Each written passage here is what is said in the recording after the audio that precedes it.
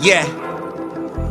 God's doing a great work in me for showing certainly. He purposed me straight for his purpose, purposely my first degree. God's doing a great work in me, a one that's serving me. I'm serving he, that means I'm serving three, doing it perfectly. He picked me up and threw me in the promised land. Let me know that I'm the man, and he's still been promising. Brought me up from bottom, man. Had to slap him 5 like domino. He upheld his right hand, still dominant. Honoring the righteous.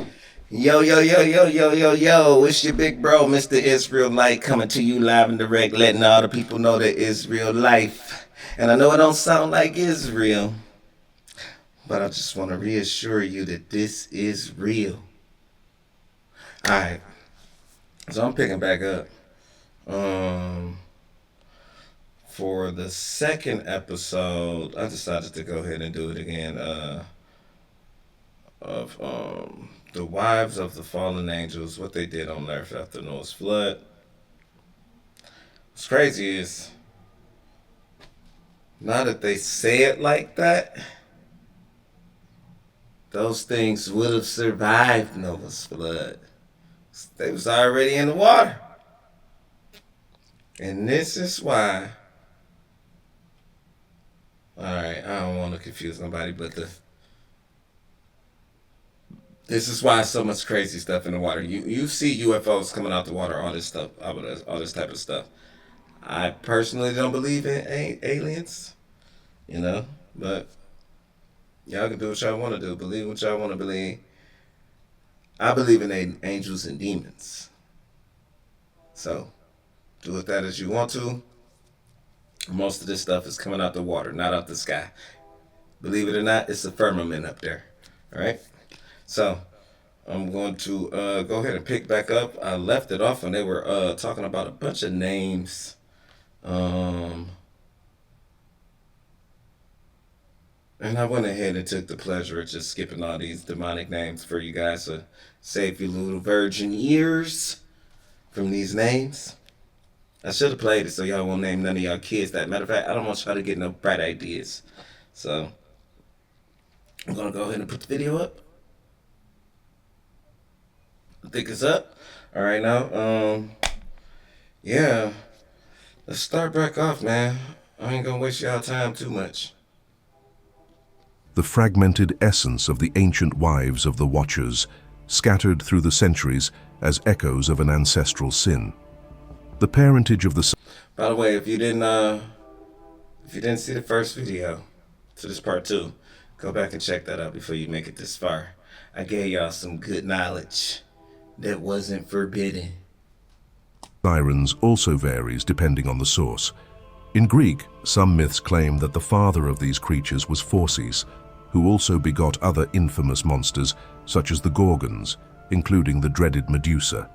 Others name Achelous, the river god, symbol of fluidity and transformation.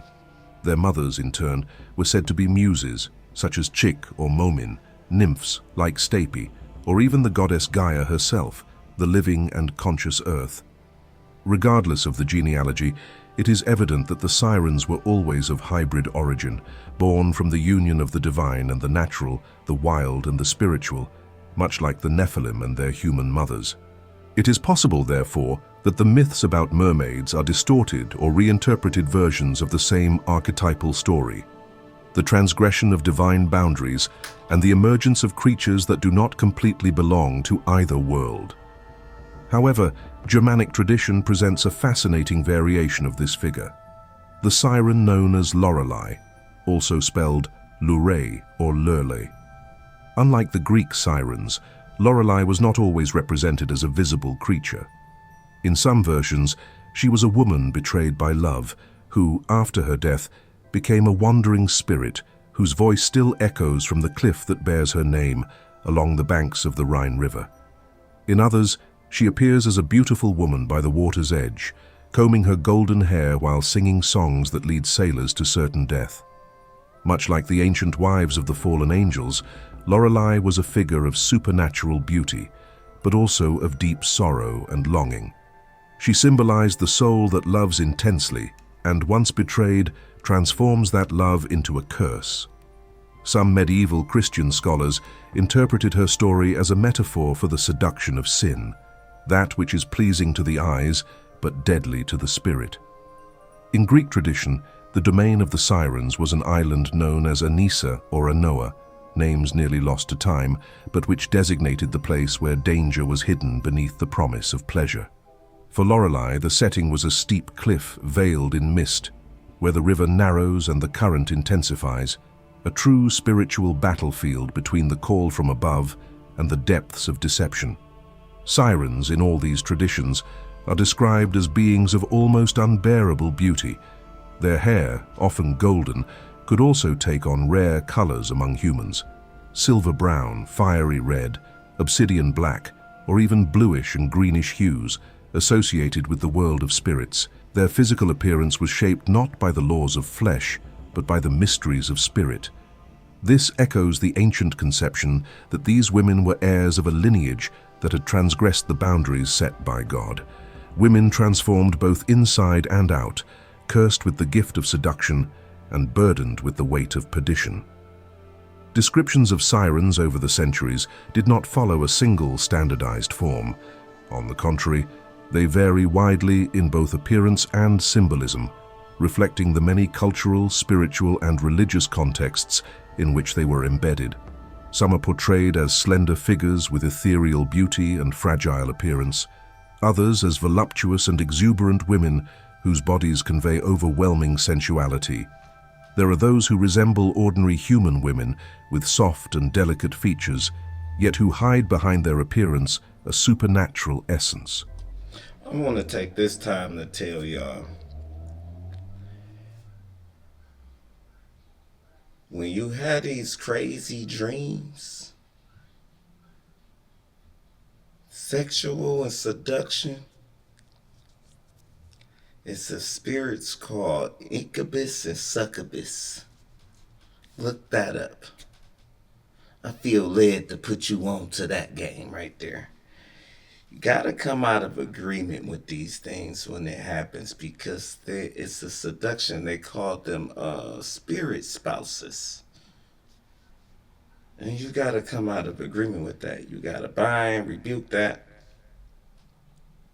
And you gotta come into agreement with the will of the Lord,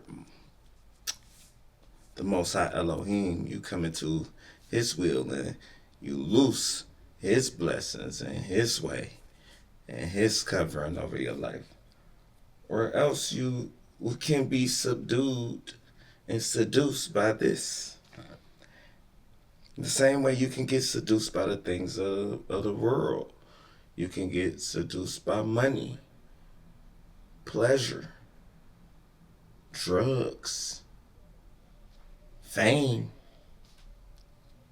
and of course, the most dangerous of them all, extremely gorgeous, rare, beautiful women, exotic looking. But in this case, she evil. Look at her eyes. Her eyes look crazy, baby. But yeah. So it's a lesson to learn. You can't go off the outer appearance. God judges the heart. Sure, she's beautiful. She's gorgeous. But what that heart do? Is it love in there? Or is it lust in there? It's a difference.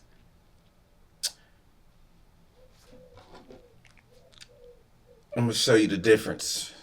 Conversely, others possess wings, bird legs, or fully hybrid bodies, a fusion of woman and bird, as in the most ancient traditions. The diversity of forms reflects a deeper truth. Sirens are not merely mythological creatures, but archetypes, symbolic representations of spiritual and moral forces in conflict. The skin tone of these entities ranges from translucent pale to golden bronze. Their eyes, often described as being of unusual colors, amber, violet, silver, suggest a gaze not belonging to the physical world, but one that pierces the soul. In some esoteric and occult traditions, there is mention of a hierarchy among sirens, organized into groups known as choirs. These sisterhoods are composed of several sirens who are born and raised together. Now, since you heard all of that, that's great. Actually, it's not great. It's really terrible. But you might not know this. So let me tell you. This is how you tell the difference between the two. Because you can tell from the outer appearance what's going on. So don't let your eyes deceive you and fool you. God is love. That's not real love. It's lust. It's all type of other things. But it's not love. Love is from a particular being who we call Yah. And this is what love is. Love is patient. This is 1 Corinthians, by the way, 13, maybe 4 through 7. Love is patient and kind. Love is not jealous or boastful or proud. So this is what you're looking for when you looking for somebody's heart. When you're trying to look through the beauty to see if this is true love. Love is not jealous or boastful or proud or rude. It does not demand its own way. It is not irritable, and it keeps no record of being wronged.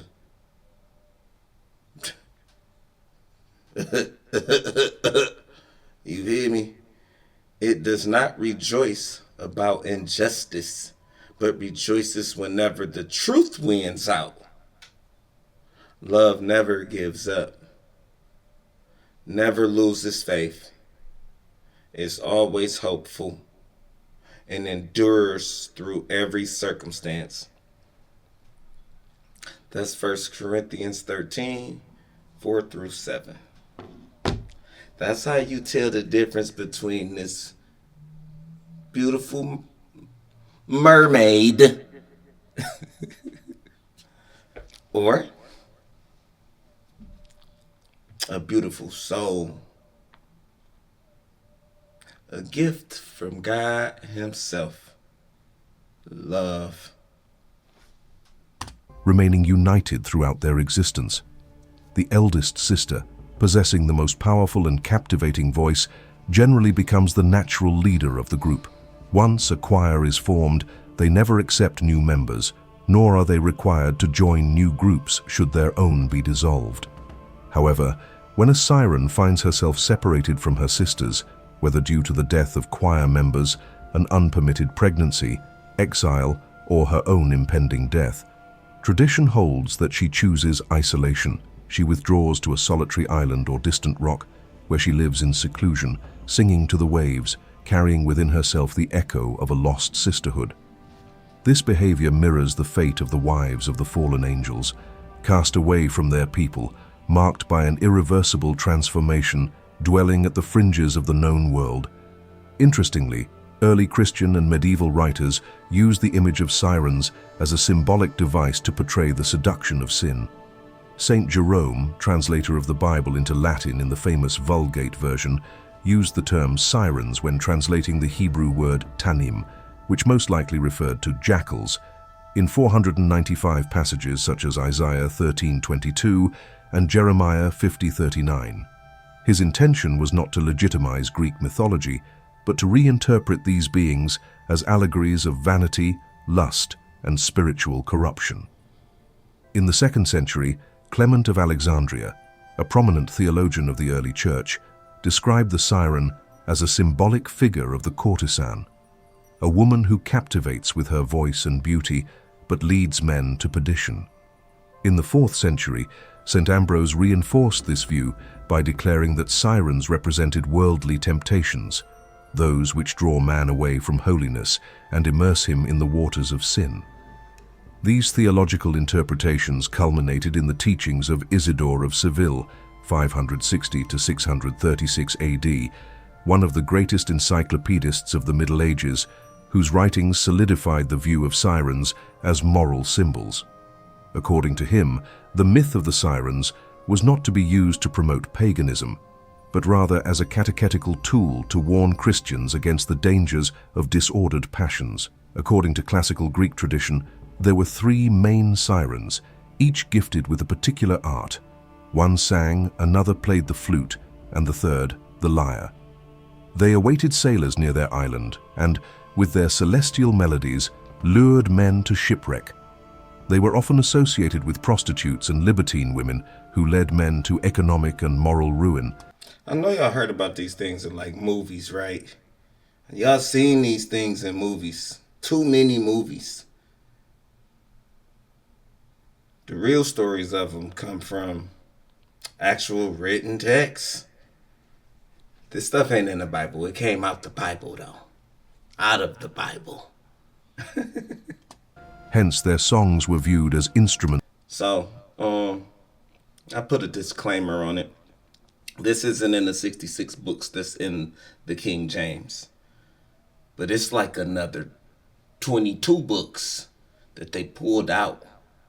And then there's other books called the Dead, and those books are called the Apocrypha. Then there's other books called the Dead Sea Scrolls.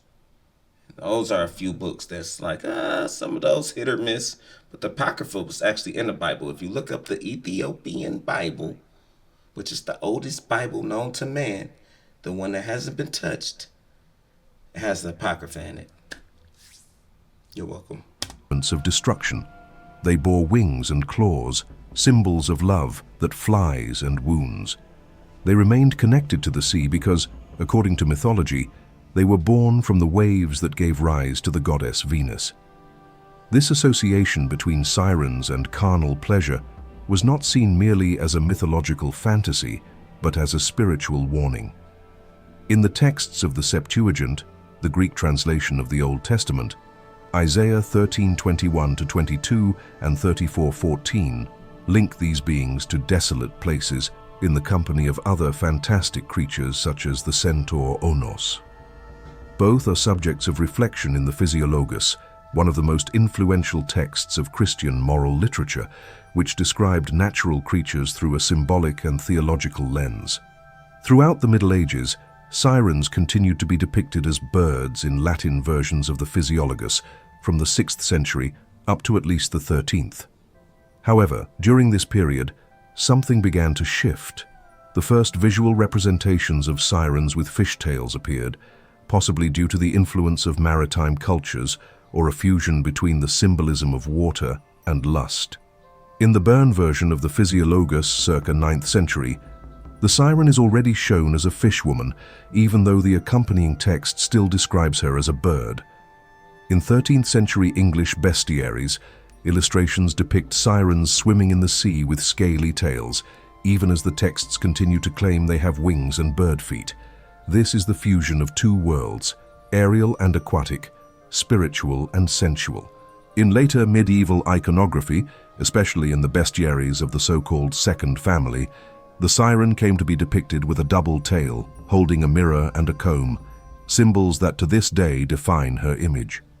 The comb and mirror emerged as icons of vanity and self-worship, reflections of a soul so enchanted with itself that it turns away from its creator. There are also alternative records that preserve the older form. Manuscripts such as Harley 3244 depict sirens with wings emerging from their shoulders or hips, and in some hybrid versions, they retain the feet of birds. These complex representations reinforce the idea that sirens are distorted reflections of something that was once sacred, perhaps even the first women who touched the heavens with their hands but fell by embracing disobedience. In light of all this, one question echoes, deep and provocative. Are these creatures, described in myths, ancient manuscripts, and religious traditions, merely symbolic constructions? Or is there some spiritual truth hidden behind their images? The Book of Enoch, an apocryphal text held in high regard by many ancient religious traditions, suggests that the wives of the fallen angels, those who learned the forbidden heavenly secrets from the Watchers, were cursed with a spiritual and bodily metamorphosis. Could these be the very same beings who later came to be known as sirens, hybrid creatures, lost between two worlds, endowed with overwhelming beauty, but destined for isolation and ruin. Now I want to hear from you. Have you ever read the Book of Enoch? Do you believe that sirens could actually be the ancient wives of the fallen angels? Or do you see all of this as nothing more than age-old myths and allegories? Share your thoughts in the comments. Let's talk about it. May God... All right, now. So, all in all, man, my advice to y'all is, now that you see the origin of vanity, everybody just relax. Just relax. Or you can be a siren,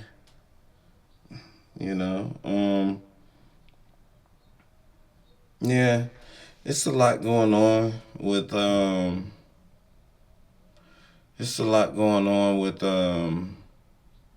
some of these Greek mythologies and things like that. I just want to give y'all a background on some of this stuff, man.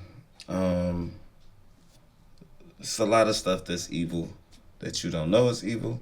It's a lot of stuff that's real that you wouldn't think it would be real. They like to call the Bible mythology. Listen, they think that stuff them Egyptians and all of them etching in stone, these stories and these heads and these winged characters and these other. Listen, it's a reason God flooded the earth. They weren't lying. They ain't put it in stone for it to be forgotten. You think they can build a pyramid but can't make a sheet of paper? Something disposable?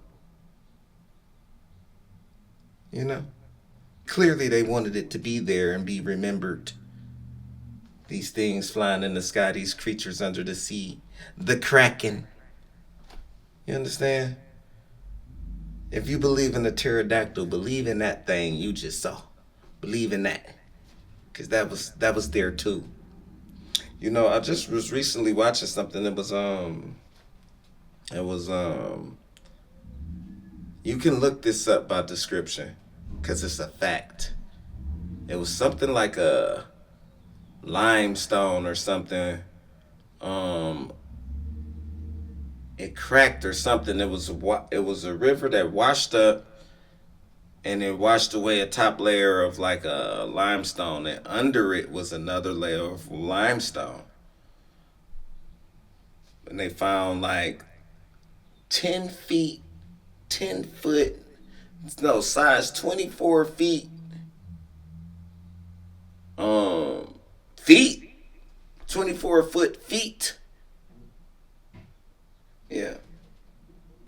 That was walking alongside of dinosaurs, what we know to be dinosaur prints. Not only was they walking together, the dang on thing, the imprint from the foot was so precise, and it was multiple feet. It was multiple. It's not just one. It's multiple. You can still see the fingerprints, the footprints in those things, which lets you know that dinosaurs ain't no billion years old. That was way before men. Man was walking alongside of those things. Some of them the same size as those things. So, what I'm saying is, your reality may not be what you were taught. It's called indoctrination, people. I'm not saying get all into all of that. It's more important to just read the Bible. Like, honestly, who cares about this? I'm only watching it because I was enlightened a long time ago on this type of stuff. And I wasn't sure what they were going to actually talk about in here. I thought that they were going to get, like, in depth about, like, the type of magic, the swords, the type of warfare, the type of... That's not what that was. Maybe I'll find that. But, yeah. But, hey. What's said is said, what's done is done. Thank y'all for tuning in with your boy. Catch me on the next one. Bye.